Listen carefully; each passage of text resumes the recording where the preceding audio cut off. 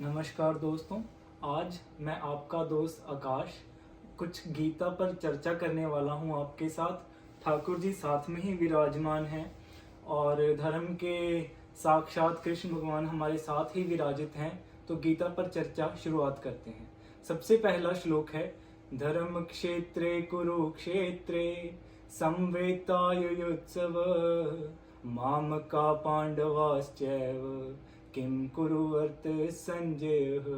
इस श्लोक में धृतराष्ट्र, जो कि जन्म से अंधा है, वह जानना चाहता है कि युद्ध भूमि में पांडु और उसके पुत्रों के बीच में क्या हुआ।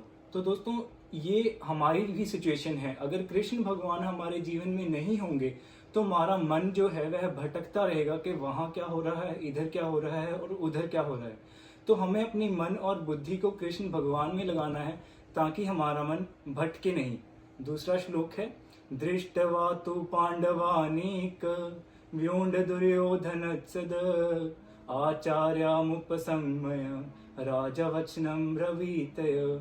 इस श्लोक में धृतराष्ट्र का जो पुत्र है दुर्योधन, वह पांडवों की व्यूह रचना को देखता है और भयभीत होकर अपने आचार्य द्रोणाचार्य के पास भागता है।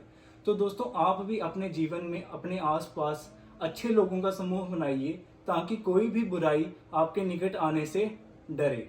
तीसरा श्लोक है, पश्चेता पांडुपुत्र नामाचार्य महति च मूम व्योंड द्रुपद पुत्रेण तव शैषेण धीमत। इस श्लोक में धृतराष्ट्र पांडवों की व्यूह रचना को देखता है और कहता है कि पांडवों ने कितनी कमाल की व्यूह रचना की है और जिसका सेनापति दृष्टिद्युम्न है। दृष्टिद्युम्न द्रौपदी के भाई और द्रुपद महाराज के पुत्र हैं और आज सौभाग्य देखिए कि वह धर्म क्षेत्र कुरुक्षेत्र की युद्ध भूमि में पांडवों की सेना के सेनापति बनकर खड़े हुए हैं। आगे के श्लोक हैं, अत्र शुरा महेश्वासा भीमार्जुन समायुधि युयुधानो विराश्च वै द्रुपदश्च महारथः दृष्टकेतु च कीताना काशीराज च वीर्यवान् पुरोजित कुंती भोज शैब्यशे नरपंगवः युधा मनुष्य च विकरांत उत्तमो जाश च वीर्यवान् सुभद्रा द्रौपदेयाश सर्व एवं महारथः। दुर्योधन पांडवों की व्यूह रचना को देखकर देखता है कि उनमें कौन कौन उपस्थित है। तो वह देखता है कि दृष्टिद्युम्न, काशीराज, पुरोजित, चकीतान और अन्य कई महारथी जो कि अपनी कला में परिपूर्ण है, वह सब धर्म के पक्ष से खड़े हुए हैं और युद्ध करने के लिए तैयार हैं। अब दुर्योधन अपनी सेना को देखता है और हर्षित होता है और उसे लगता है कि वह ही युद्ध में विजय होगा, क्योंकि भीष्म पितामह, द्रोणाचार्य और कर्ण जैसे महारथी उसकी सेना में हैं। भवानी भीष्म च कर्णश्च कृपाश्च समितंजश्च अश्वत्थामा विकर्णजश्च सोमदतीर्थस्थे विच्चे। गीता का अगला श्लोक हमें बताता है कि दुर्योधन एक बहुत ही बड़ा छलिया है, क्योंकि उसने कृष्ण भगवान की नारायणी सेना लेने के बाद भी यह कहा कि अपर्याप्तम तस्माक बल भीष्म भरक्षतम पर्याप्तम तिदमै तेषा बल भीम भरक्षतम। उसको लग रहा है कि अभी भी उसकी सेना में जो सैनिक हैं वह कम हैं और भीम की जो सेना है, पांडवों की जो सेना है, उसके सैनिक पर्याप्त हैं। आगे के श्लोक में सिंह की दहाड़ लगाते हैं भीष्म पितामह और युद्ध का प्रारंभ करते हैं। तथा संग नयनन हर्षम कुरु वृद्ध पितामह सिंहनाद विंध्योचे शंख्यो दद्मो प्रतापवान। और कृष्ण भगवान गौमुखी शंख बजाते हैं।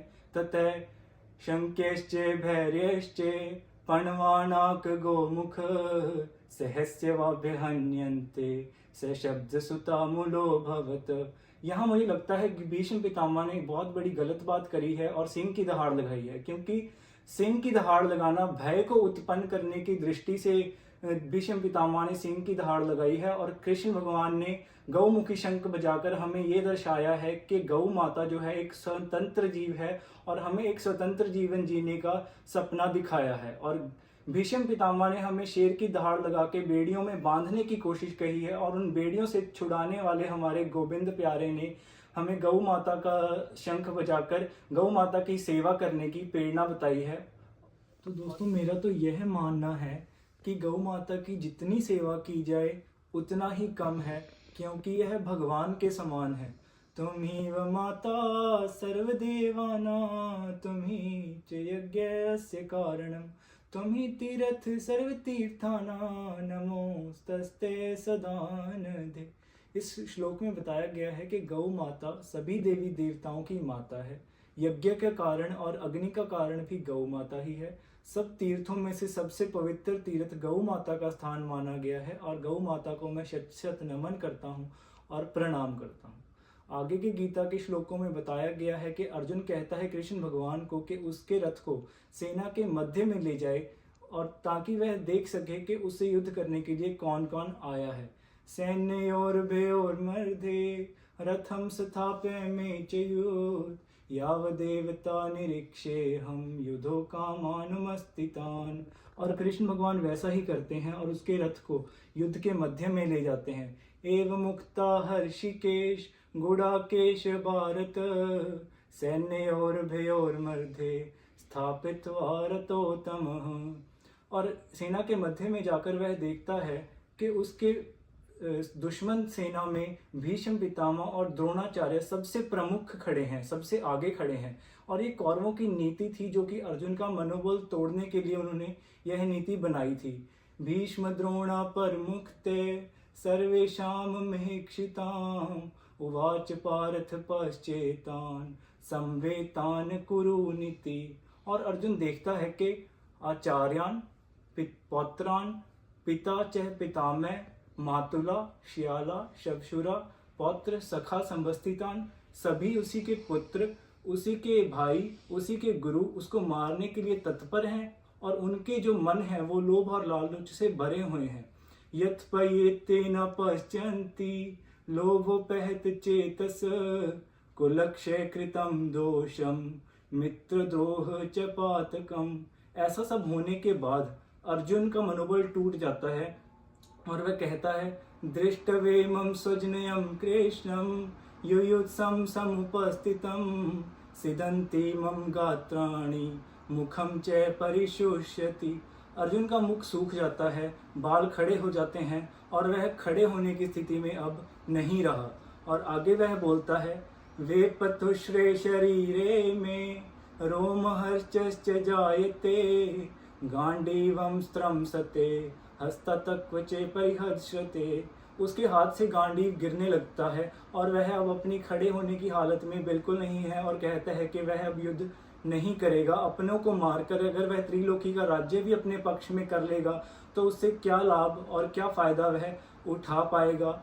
एतान हन्तुम इच्छामि घंतोपति मधुसूदन, अपि त्रिलोक्य राज्यस्य हेतु किम नु मही कृते। वह कृष्ण भगवान को मांगता है, वह त्रिलोकी का राज्य छोड़ देता है। और गीता का सबसे मेरा पसंदीदा और महत्वपूर्ण श्लोक है न कांक्षे विजयम कृष्णम न च राज्यं सुखानि च, किम नो राज्येन गोविंद किम भोगैर्जीवितेन वा।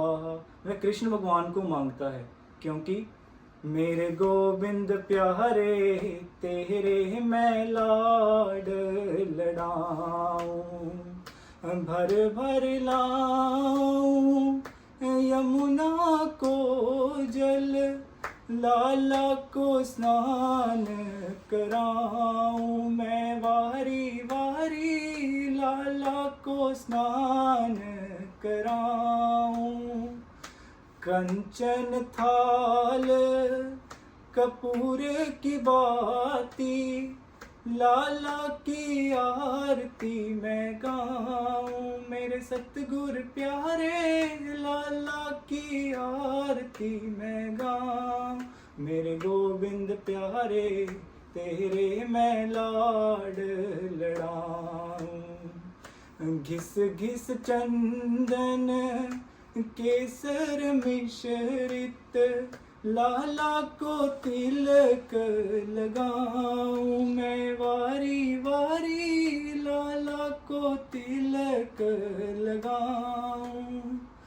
माखन मिश्री पेड़ा रबड़ी, लाला को भोग लगाऊं मैं वारी वारी, लाला को भोग लगा, मेरे गोविंद प्यारे तेरे मैं लाड लड़ाऊं।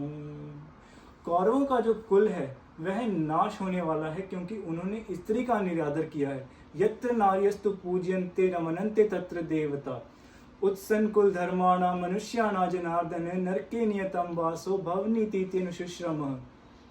कौरवों के कुल का नाश होना है, क्योंकि स्त्री का निरादर जहां भी होगा वहां के कुल का नाश होना स्वाभाविक है।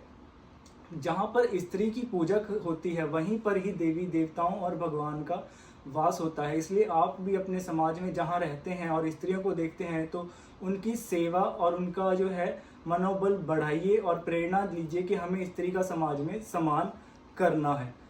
गीता का पहले अध्याय का सबसे आखिरी श्लोक, भगवान ने अभी तक कुछ नहीं किया और अर्जुन विषाद में चले जाता है। एवं मुक्ता हर्षिकेश गुड़ाकेश भारत। तो जिस वक्त कृष्ण भगवान शांति दूत बनकर दुर्योधन के समक्ष गए और उससे प्रार्थना की कि वह युद्ध ना करे और शांति बनी रहने दे, तो उस वक्त का भाव मैं आपके सामने प्रस्तुत करने जा रहा हूँ। वर्षों तक वन में घूम घूम बाधा विघ्नों को चूम चूम, सह धूप धाम पानी पत्थर पांडव आए कुछ और निखर, सौभाग्य न सब दिन सोता है देखो आगे क्या होता है। मैत्रेय मतलब दोस्ती। कृष्ण भगवान ने दुर्योधन से दोस्ती करने की कोशिश करी। मैत्रेय की राह दिखाने को, सबको सुमार्ग पर लाने को, दुर्योधन को समझाने को, भीषण विध्वंस बचाने को, भगवान हस्तिनापुर आए पांडव का संदेश लाए। दो न्याय अगर तो आधा दो, पर इसमें भी यदि बाधा हो तो देव दो केवल 5 ग्राम, बाकी रखो धरती तमाम हम वहीं खुशी से खाएंगे, परिजन पर असीना उठाएंगे। दुर्योधन वह भी दे न सका आशीष, समाज की ले न सका, उल्टा हरि को बांधने चला, जो था असाध साधने चला। जब नाश मनुज पर छाता है, पहले विवेक मर जाता है। हरि ने भीषण हुंकार किया, अपना स्वरूप विस्तार किया, डगमग डगमग दिग्गज डोले, भगवान कुपित होकर बोले, जंजीर बढ़ाकर साध मुझे, हाँ हाँ दुर्योधन बांध मुझे। अब दुर्योधन तो मारने वाला नहीं था, तो कृष्ण भगवान को दिखाना पड़ा कि वह कौन है, कहाँ से आए हैं और उनका क्या उद्देश्य है। तू देख गगन मुझ में लय है, तू देख पवन मुझ में लय है, मुझ में विलीन झंकार सकल, मुझ में लय है संसार सकल, अमृत फूलता है मुझ में, संहार झूलता है मुझ में, उद्यांचल मेरा दीप्त बाल, भूमंडल वक्षा स्थल विशाल, मुझ परिधि बंध को घेरे हैं, मैं नाक मेरु पग मेरे हैं, दिखते जो ग्रह नक्षत्र निखर सब है मेरे मुख के अंदर। दृग मतलब आंखें, दृग हो तो दृश्य अकांड देख, मुझ में सारा ब्रह्मांड देख, चर अचर जीव जग शर अक्षर नश्वर मनुष्य सर जाति अमर, शतकोटि सूर्य शतकोटि चंद्र शतकोटि सरित सर सिंधु मंद्र, शतकोटि विष्णु ब्रह्मा महेश, शतकोटि विष्णु जलपति गणेश, शतकोटि शूद्र शतकोटि काल, शतकोटि दंडधर लोकपाल, जंजीर बढ़ाकर साध इन्हें, हाँ हाँ दुर्योधन बांध इन्हें। भूलोक अतल पाताल देख, गत और न आगत काल देख, तू देख जगत का आदि सजन, तू देख महाभारत का रण, मृतकों से पटी हुई भू है, पहचान इसमें कहाँ तू है। अंबर में कुंतल जाल देख, पद के नीचे पाताल देख, मुट्ठी में तीनों काल देख, मेरा स्वरूप विकराल देख, सब जन्म मुझी से पाते हैं फिर लौट मुझे में आते हैं, बांधने मुझे तू आया है, जंजीर बड़ी क्या लाया है, यदि मुझे बांधना चाहे मन पहले तू बांध, अनंत गगन सुनने को साध ना सकता है, वह मुझे बांध कब सकता है। दुर्योधन ने फिर भी बात नहीं मानी, तो कृष्ण भगवान कहते हैं, हित वचन नहीं तूने माना, मैत्री का मूल न पहचाना, तो लो अब मैं भी जाता हूँ, अंतिम संकल्प सुनाता हूँ, याचना नहीं अब रण होगा, जीवन जाया कि मरण होगा, टकराएंगे नक्षत्र निखर, बरसेगा भू पर विहर प्रखर, फल शेष नाग का डोलेगा, विकराल काल मुंह खोलेगा, दुर्योधन रण ऐसा होगा फिर नहीं कभी जैसा होगा, भाई में भाई टूटेंगे, विषबाण बूंद से छूटेंगे, श्रीगल व्यास सुख लूटेंगे, सौभाग्य मनुज के फूटेंगे, आखिर तू भूषाई होगा, हिंसा का परदाई होगा। थी सभा सन्न सब लोग डरे, चुप थे या थे बेहोश पड़े, दो नर ना अगाते थे, धृतराष्ट्र विदुर सुख पाते थे, निर्भय दोनों खड़े पुकारते थे, जय जय जय जय। तो दोस्तों आखिर में हम एक प्रार्थना करेंगे जो कि मुझे मेरे गुरुदेव ने सिखाई है, और अगर आप भी साथ में बोलना चाहें तो बोल सकते हैं, मेरे नाथ मेरे नाथ मैं आपको भूलूं नहीं, मैं आपको भूलूं नहीं, मेरे नाथ मेरे नाथ मैं आपसे दूर ना रहूं, मैं आपसे दूर ना रहूं, आप मुझसे दूर ना रहें, आप मुझसे दूर ना रहें, मेरे नाथ मेरे नाथ आप अपनी कृपा आप अपनी कृपा सदैव सब पर बनाए रखें। सदैव सब पर बनाए रखें। जय श्री कृष्ण, जय श्री कृष्ण, जय श्री राधे। जय श्री राधे। तो दोस्तों, अगर आपको ये गीता जी पर बनाई हुई वीडियो पसंद आई हो तो वीडियो को लाइक, शेयर और सब्सक्राइब चैनल को ज़रूर करें। धन्यवाद।